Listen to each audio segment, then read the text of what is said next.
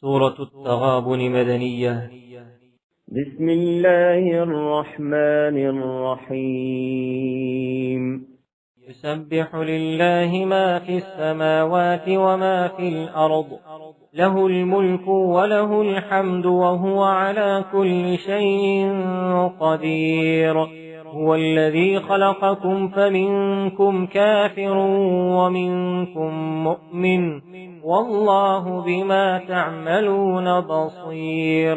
خلق السماوات والأرض بالحق وصوركم فأحسن صوركم وإليه المصير.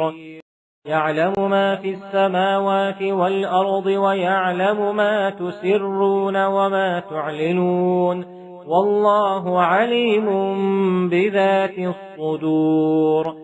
ألم يأتكم نبأ الذين كفروا من